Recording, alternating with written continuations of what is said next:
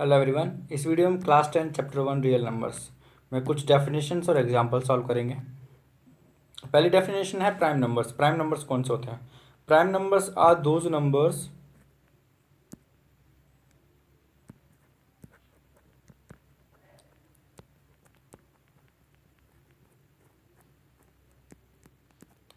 Prime numbers कौन से होते हैं? Which has exactly two factors.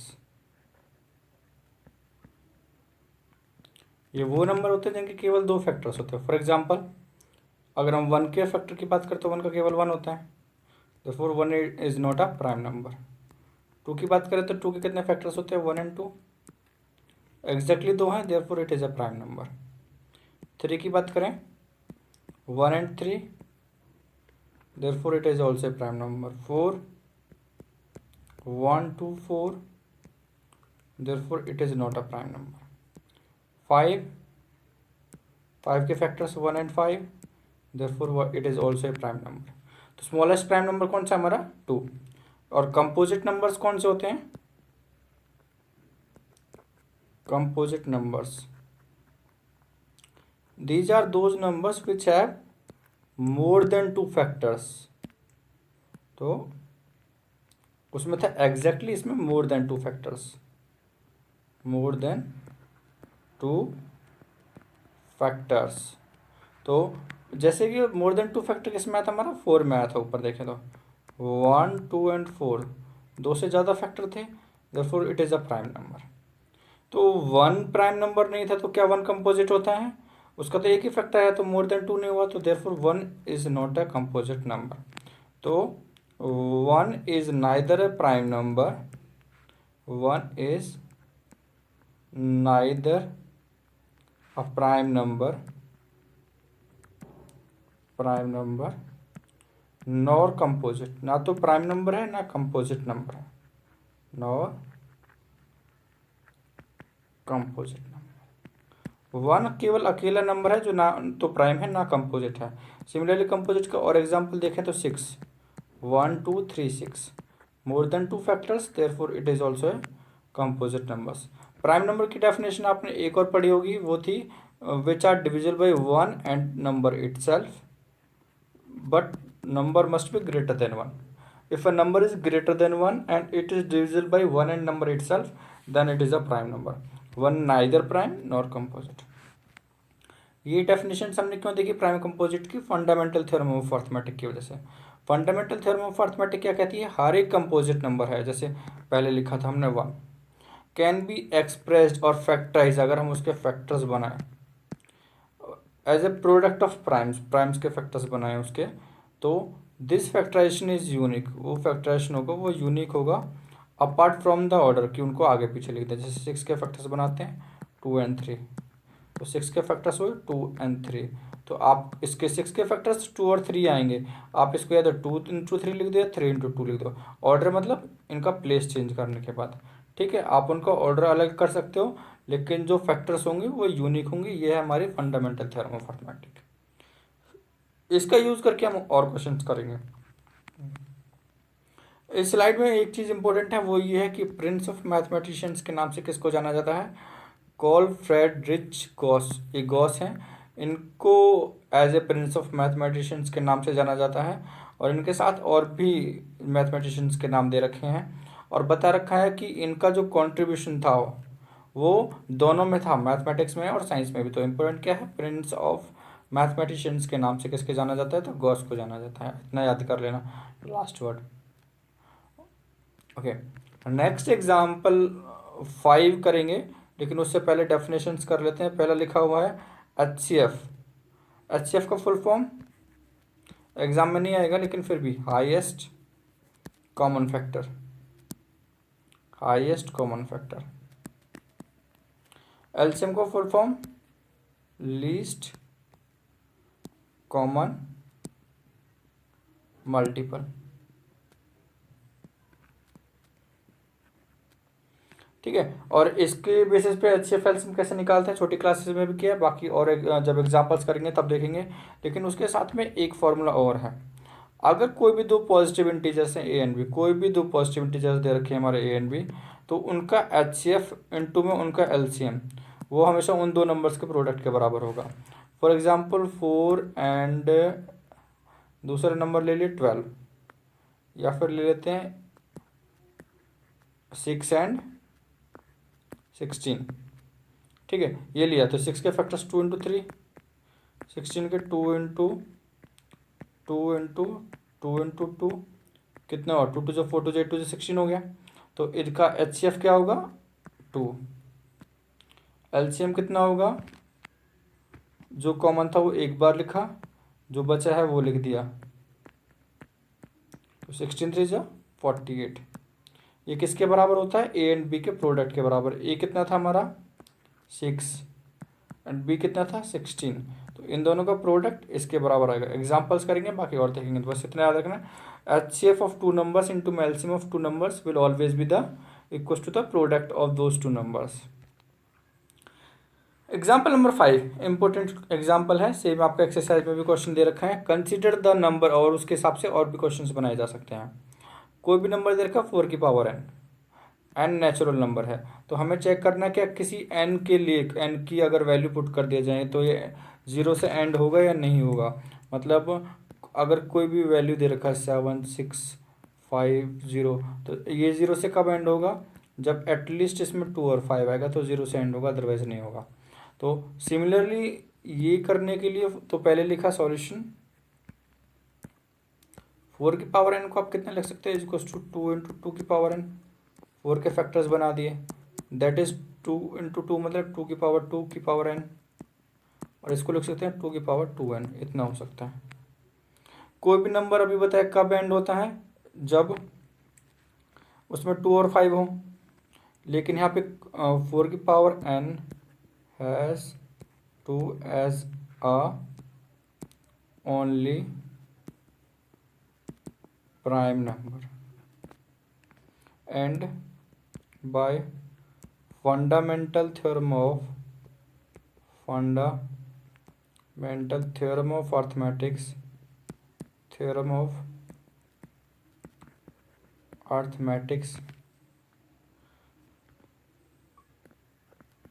arithmetic क्या होता है, फैक्टराइजेशन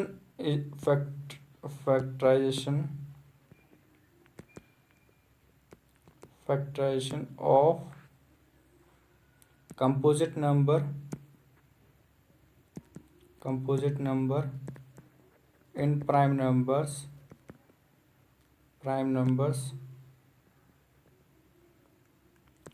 is unique। इसका मतलब क्या होगा, दैट इज 4 की power n has only 2 as its prime factors. 2 के अलावा कोई और प्राइम फैक्टर नहीं हो सकता, 2 के अलावा कोई और प्राइम फैक्टर नहीं हो सकता, but we know that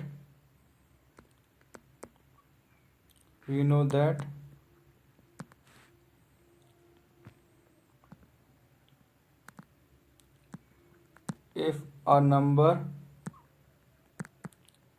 ends with 0,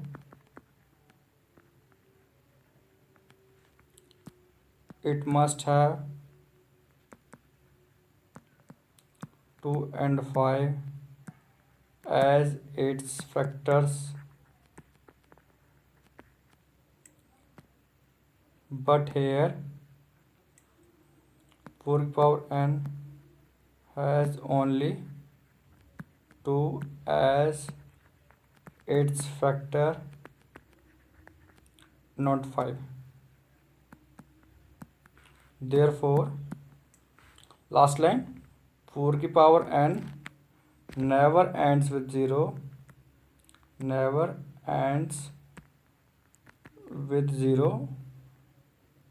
for any value of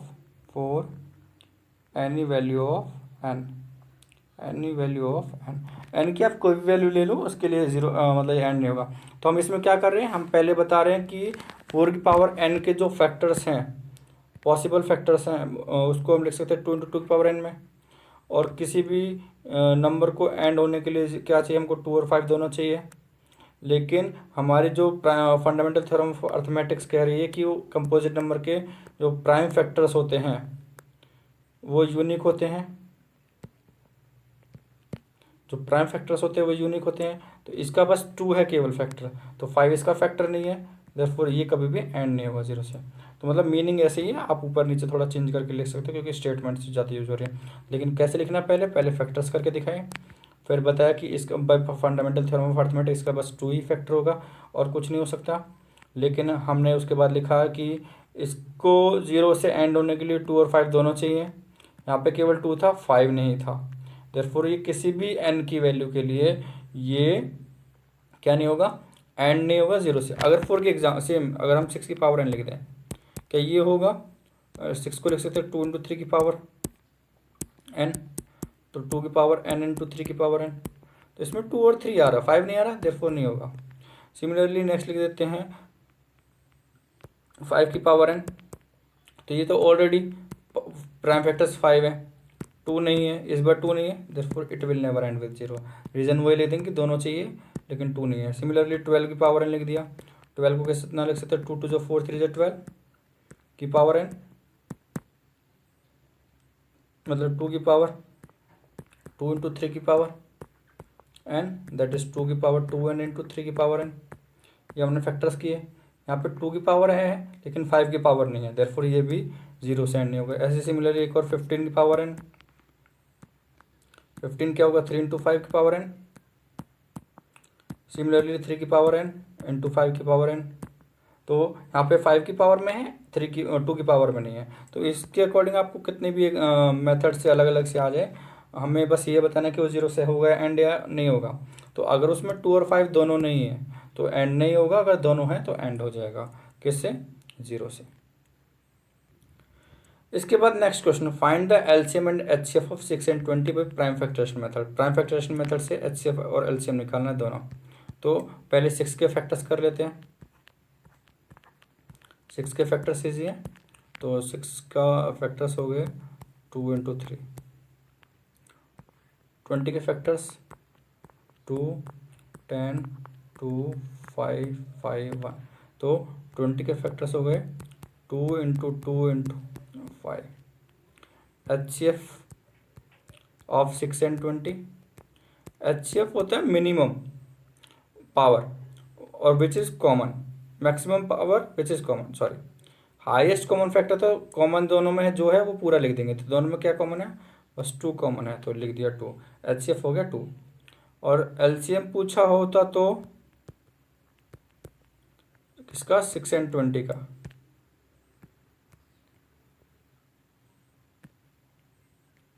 LCM 6 and 20 वो कितना होगा, जो कॉमन है एक बार वो लिख देंगे, कॉमन क्या था, 2 था, और जो बचा हुआ वो पूरा लिख देंगे। एक 2 बचा था, एक 3, एक 5, ये एलसीएम है।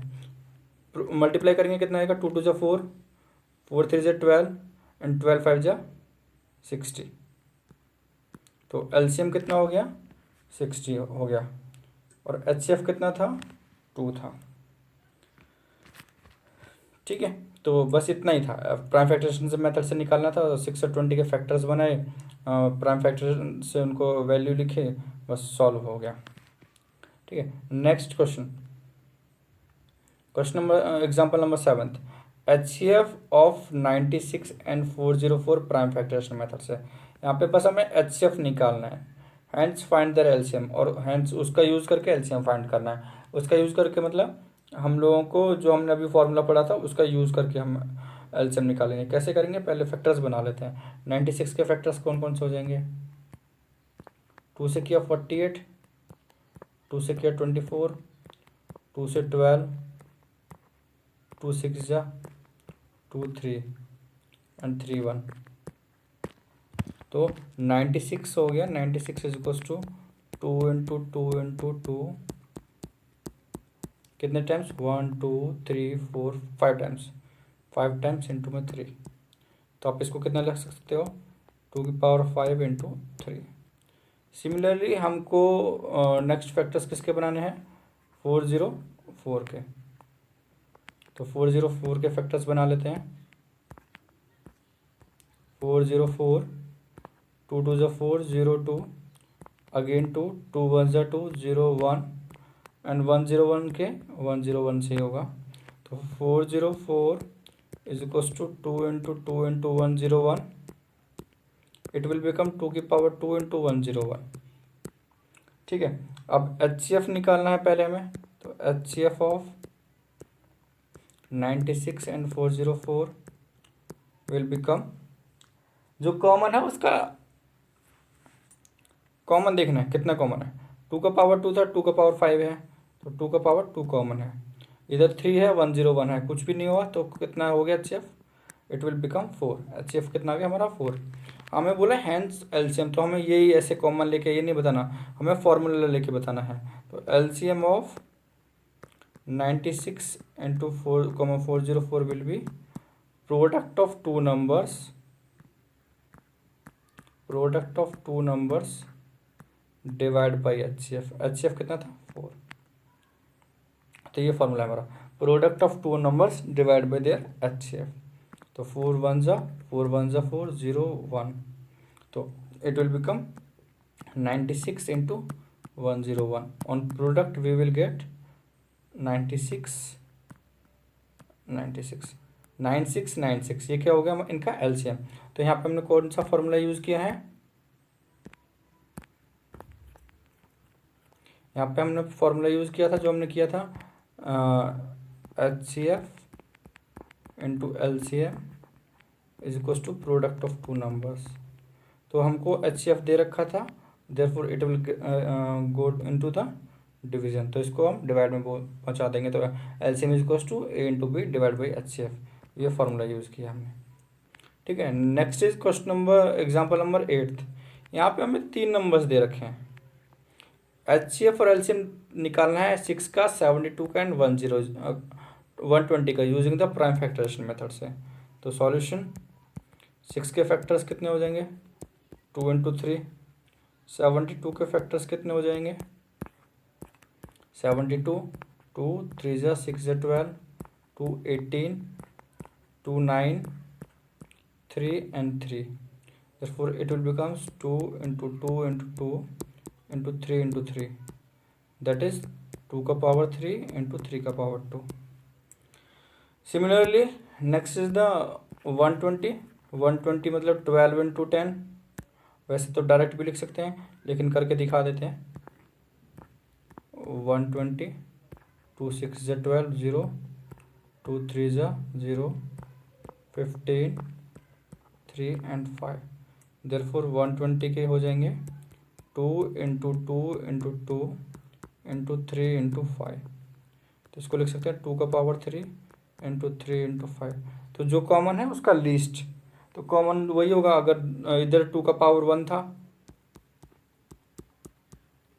और HCF ऑफ 6, 72 एंड 120 तीनों में कॉमन दिखाना है। 2 का पावर 1, 2 का पावर 3, 2 का पावर 3, 2 का पावर 1 कॉमन, 3 का पावर 1, 3 का पावर 2, 3 का पावर 1, तो 3 का पावर 1।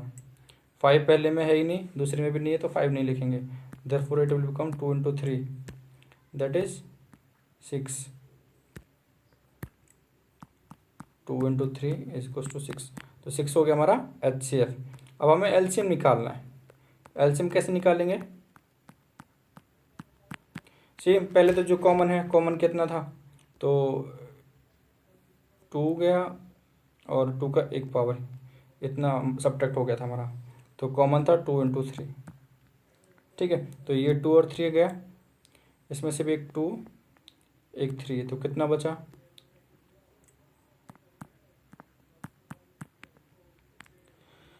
या फिर सबसे बेस्ट मेथड है आप हाईएस्ट ले लो तीनों में से। ठीक है, कैसे करना है, तीनों में से पहले देखते हैं 2 का पावर हाईएस्ट कितना है। 2 का पावर 1 था, 2 का पावर 3 था, 2 का पावर 1 था, तो हाईएस्ट कितना हुआ 2 का पावर 3। 3 का पावर हाईएस्ट कितना, 3 का पावर 1 है, 3 का पावर 2 है, 3 का पावर 1 है, 3 का पावर 2 हाईएस्ट हो गया। और कुछ बचा 5 बचा, 5 का कितना बचा बस 1, देयरफॉर इट इज LCM। तो LCM में जितना भी जो जो नंबर दे रखे हैं उनका तीनों में से हाईएस्ट पावर लिख लो, that will be the LCM. On solving it will become 2 2 4 2 8, 3 3 9 into 5, 8 9 72, 72 5 360, तो 360 एलसीएम हो जाएगा। एचसीएफ के लिए जो कॉमन था वो लिखा, एलसीएम के लिए तीनों में से हाईएस्ट पावर लिखा, that will be the LCM. तो क्या हम इसमें एलसीएम दूसरा नहीं निकाल के लिख सकते थे कि A into B into C is equals to H C F into LCM, वो वाला यूज नहीं कर सकते थे क्या? तो इसके लिए अलग फार्मूला है, ठीक है। इसमें हैंड से नहीं लिखा तो इसलिए हमने दोनों का अलग अलग निकाला है। लेकिन अगर 3 नंबर दे रखा है आपको ए बी सी या पी क्यू आर, उसके लिए एलसीएम निकालना है तीनों का, तो तीनों नंबर्स का मल्टीप्लाई इंटू में H C F of P Q R, LCM है तो तीनों का प्रोडक्ट में H C F of P Q R, H C F of P Q, H C F of Q R, H C F of P R. देखो LCM निकालना है तो इधर बस हम एच सी एफ लिख रहे हैं।